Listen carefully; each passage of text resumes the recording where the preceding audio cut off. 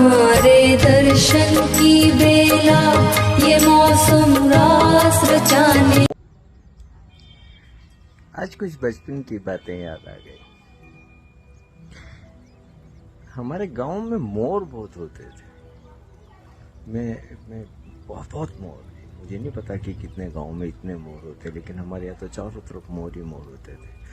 और कई बार जो लोग बाहर से हमारे यहाँ कोई आते थे तो वो भी ये बात को नोटिस करते थे, यार आपके यहाँ मोर कितने हैं। तो चारों तरफ मोर चलते होते, नाचते होते, सबको उनकी आवाजें गीत गाते होते। दूसरी, बंदर बड़े आते थे। और बंदरों का एक बड़ा मजेदार चीज है। आज मैं यहाँ बैठे बैठे देख रहा था, हमारे यहाँ भी काफी बंदर आए। वो बंदर आते हैं, जिस दिन भी तुम उनको थोड़ा खाना वाना खिलाता हूँ, बातें करता हूँ उनसे, तो मेरा ध्यान गया कि ये बंदर सारे समूह में चलते, जिधर भी जाएंगे समूह में जाएंगे। आगे पीछे होते हैं, कोई आगे चला गया, कोई पीछे, लेकिन जाएंगे वो एक साथ ही जिधर भी जाएंगे।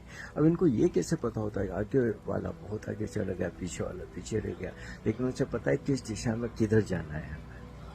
इसी तरीके से हमारे यहाँ पे छोटे थे तो बंदर भी बहुत आते थे, और बंदरों को हम चारों तरफ पेड़ों पे इधर उधर देखते थे। और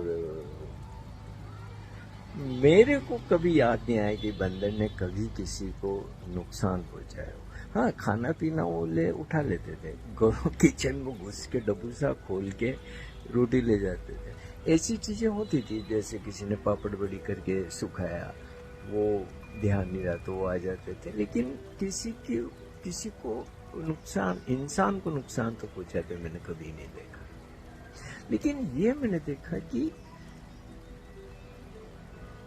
जो जानवर है वो समूह में रहते। जैसे शाम के टाइम पर अगर पक्षी जब लौटते हैं, आजकल तो शहरों में इतनी आवाजों में और इतनी लाइट में मैंने वो पक्षियों के झुंड नहीं देखे, लेकिन हमारे गांव में तो शाम के समय पक्षियों के झुंड उड़ के हो जाते, तरह तरह के पक्षी। तो वो दिन भर से तो कहीं न कहीं चुगने जाते थे, फिर वो लौट के आते थे। तोते भी आते थे। मेरी माँ रोज शाम को बैठ के कहती थी, जो चहकते हुए या बोलते हुए जाते थे ना, तो बोले कि ये ना आवाज दे रहे हैं किसी को, चलो चलो हम आगे चलें, तुम भी सब पीछे आ जाना। तो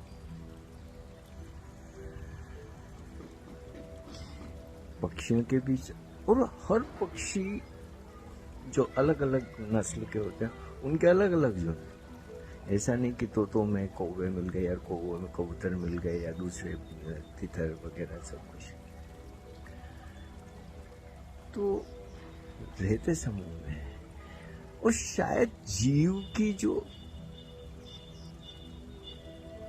अचेतन तक के कोई कामना है वो समूह में रहने की। आदिकाल के भी किस्से सुनते हैं लोग, जब कंदराओं में रहते थे वो सब, तभी रहते तो वो समूह में ही थे। फिर समूह में ही उनने बस्तियां बनानी शुरू की, फिर गांव बने, शहर बने, और आज जो भी कुछ हुआ। तो कहीं कहीं ये समूह की बात हर जीव के साथ। चींटियों को देखिए, चींटी हमेशा ना समूह में रहेगी।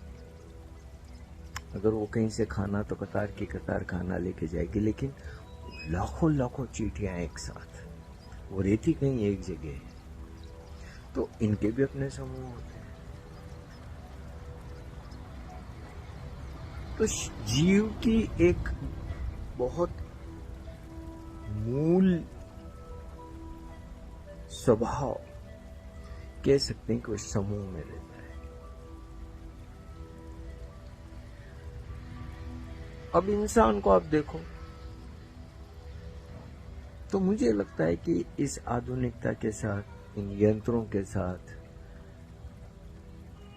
और मन के साथ, महत्वाकांक्षा के साथ, लोभ के साथ, ये समूह में रहना संभव नहीं हो रहा है। लोग बट बहुत रहे आपस में। इवन 4 लोग परिवार में भी साथ नहीं रह पाते, उनमें भी खींचतान है। तो ये जो मनुष्य के दूरियां आ रही है, मनुष्य मनुष्य से जो दूर हो रहा है,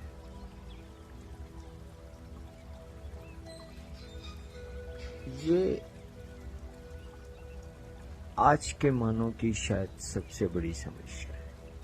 क्योंकि जीव समूह में रहता है, जीव का अस्तित्व समूह में है, और अस्तित्व अगर समूह बिखरता है तो अस्तित्व बिखर जाता है। और किसी भी बहाने, किसी भी कारण से समूह बन ही नहीं पाते। मैं राजनेताओं को देखता हूँ, राजनीतिक पार्टियों को देखता हूँ, उनमें भी तोड़ फोड़ चलती रहती है। कोई इससे नाराज होकर निकल गया, कोई उससे नाराज होकर निकल गया, कोई इसमें आ गया, कोई उसमें आ गया। एक साथ तो वो भी नहीं चल पा रहे हैं, कोई नहीं चल पा रहा।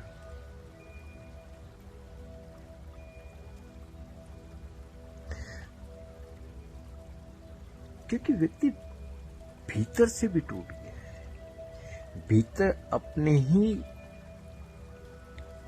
केंद्र से जुड़ा नहीं है, तो दूसरों से कैसे जुड़ा? संभव ही नहीं है। और केंद्र से या स्व में स्थित कैसे हो, और इसके लिए क्या प्रयास किया जा सकता है, वैसे प्रयास कहीं दिखाई नहीं देते, वैसा कुछ होता कहीं दिखता ही नहीं। तो ये टूटन जो है, जो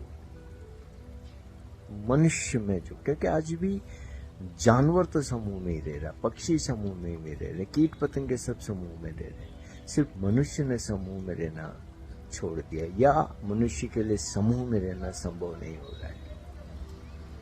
तो ये जो टूटन है, ये मनुष्य को विचलित करती है। एक जानवर, एक पक्षी, एक कीट पतंगा किसी भी वजह से समूह से अगर अलग हो जाए, उसका जीना दूभर हो जाता है, वो नहीं बचता है, समूह के बिना वो नहीं बचता है। और मनुष्य कैसे बचेगा? इतनी ईर्ष्या, इतनी हिंसा, इतनी विद्वेष, क्योंकि नकारात्मकता के लिए तो जैसे हर व्यक्ति तैयार बैठा है, बहाना भर मिल जाए, किसी का दिल दुखाने का, किसी को पीड़ित करने का, किसी को किसी तरीके की दंश देने का।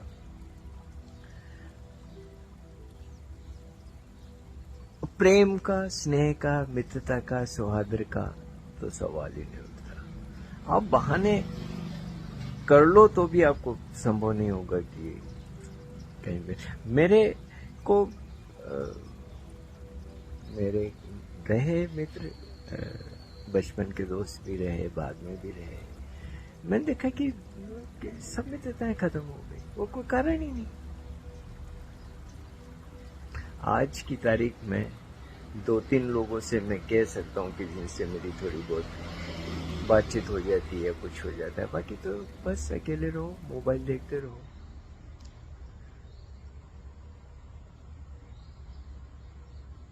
इस अकेले होने का और इस टूटन का और कोई संभावना नहीं कि एका कभी हो पाएगा, मनुष्य समूह में रहना वापस सीख पाएगा या मनुष्य समूह में रह पाएगा, इसकी आशा भी दूर दूर तक नहीं दिखती। और इसके असर तो होंगे, क्योंकि चेतना के तल पे तो सब जुड़े हैं, पशु पक्षी कीट पतंगे मनुष्य जो भी कुछ, और अनंत अनंत अनंत इस विस्तार में चेतना का ही सब खेल है, सब फैलाव है। लेकिन ये जो सतह पे अलग होना हो रहा है, सतह पे टूटन है, तो केंद्र से दूर चले गए, और केंद्र से दूर गया जीव हिंसक हो जाता है, मानसिक विकारग्रस्त हो जाता है, विध्वंसक हो जाता है।